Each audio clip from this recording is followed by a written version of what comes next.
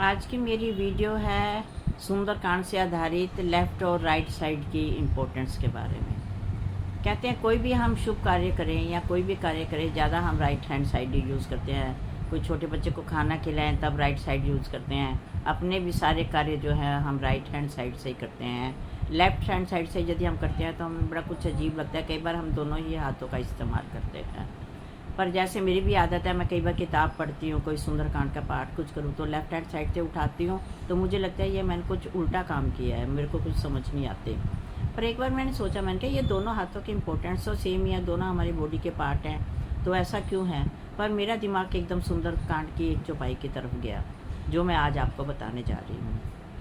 कहते हैं जब विभीषण जी राम जी के पास लंका से गए रावण से नाराज़ होकर, तो रावण ने उनके पीछे अपने कुछ दूत भेजे पता करने के लिए क्या हो रहा है, क्या कर रहे हैं। तो उन दूतों को देखकर सुग्रीव ने जाकर राम जी से और लक्ष्मण जी से बोला कि रावण के दूत आए हुए हैं जो बाहर देखभाल कर रहे हैं हमारे लिए, कैसा है ये। उन्होंने बोला कि वो कुछ नहीं बिगाड़ सकते, पर लक्ष्मण जी ने गुस्से में बोला कि उनको पकड़कर यहाँ ले आओ और उनको अंग भंग कर दो। जब जो थे वो राक्षस उनको पकड़ने लगे तो दूत जो थे वो इधर उधर भागने लगे और आखिरकार उन्होंने बोला जो हमारे नाक कान काटेगा उससे कौशला दे, श्री राम जी की सौगंध है। ये सुनकर लक्ष्मण जी ने उनको अपने निकट बुलाया और बोला कि इनको अंग भंग मत करो, और उनको एक छोटी सी चिट्ठी दी और बोला ये जाकर तुम अपने रावण को दे देना और उनसे कहना इन चिट्ठी को पढ़वाओ और पढ़ के उसके ऊपर समझ करो, उसके ऊपर अमन करो।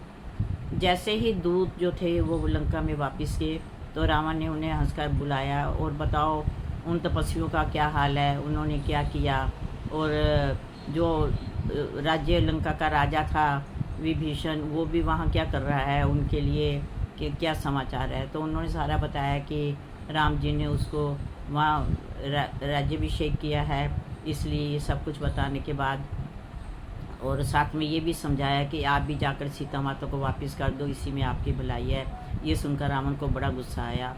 तो फिर दूतों ने जो लक्ष्मण ने वो चिट्ठी दी थी वो रावण जी को दी। रावण को बोला कि राम जी के छोटे भाई लक्ष्मण ने ये पत्रिका दी है, इसे बचवा कर छाती ठंडी कीजिए और अपने आप को समझाइए।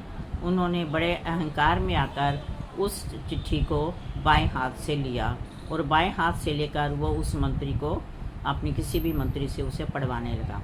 उस पत्रिका में लिखा था, अरे मूर्ख, केवल बातों से ही मन को रिझाकर अपने कुल को नष्ट न कर, श्री राम जी से विरोध करके तो अपने कुल का नष्ट कर रहा है, अपने कुल को समाप्त कर रहा है। क्योंकि उसने ये चिट्ठी बाएं हाथ से ली, ये सुनते ही रावण जी के एकदम तोड़ बोर भूल गए। वो ऊपर से तो अपने आप के अहंकार में था, पर अंदर से वो डर गया कि ये क्या लिखा हुआ है और उसको कुछ समझ नहीं आया। पर उन्होंने कार में फिर भी कहा ये छोटा तपस्वी जो है ऐसे डींग हाँकता है, अपनी बड़ी बड़ी बातें करता है, इसलिए मेरे को इसकी बातों का कोई असर नहीं है।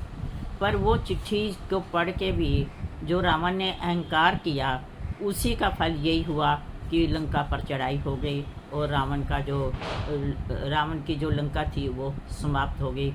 इसलिए बाएं हाथ से उसने ये लिया तो बाएं हाथ उसके लिए अशुभ हुआ। इसीलिए कहते हैं ये काम उल्टे पड़ते हैं। हमें हर कार्य के लिए सिद्धि और वातावरण होना चाहिए। जय जय सिया राम, जय जय हनुमान।